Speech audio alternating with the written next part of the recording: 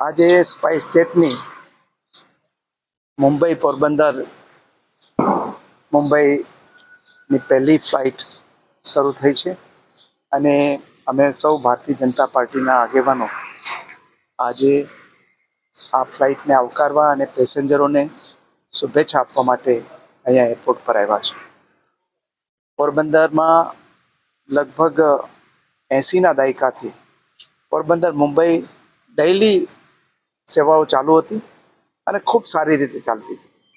પરંતુ કોરોના આવ્યો અને કોરોના પછી જે એરલાઇન્સની અંદર ક્રાઇસિસ ઊભી થઈ અને એમાં પ્લેનમાં મોટે પાયે ઘટાડો થયો અને અહીંયા go India, jet Airways, true jet જેવી અનેક જે એરલાઇન્સ છે એ બંધ થઈ અને સ્પાઇસ જેટને પણ ખૂબ ક્રાઇસિસમાં આવી. એને કારણે જે પોરબંદર અમદાવાદ, પોરબંદર મુંબઈ અને પોરબંદર દિલ્હી જે ફ્લાઇટ શરૂ થઈ હતી એ બધી બંધ થઈ.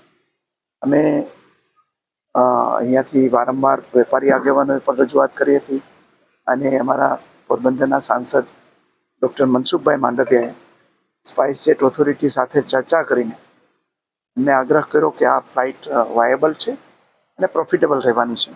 એટલે હવે પોરબંદર મુંબઈ વચ્ચે મંગળવાર અને ગુરુવાર અઠવાડિયામાં 2 સર્વિસીસ શરૂ થઈ છે અને અપેક્ષા છે કે આવનારા દિવસોમાં એરલાઇન્સ પાસે પ્લેન વધે તો મુંબઈ ડેઇલી સર્વિસ શરૂ થાય અને પોરબંદર અમદાવાદ અને પોરબંદર દિલ્હી ફરીથી શરૂ થાય એવા અમારા સૌના પ્રયત્નો રહેવાના છે.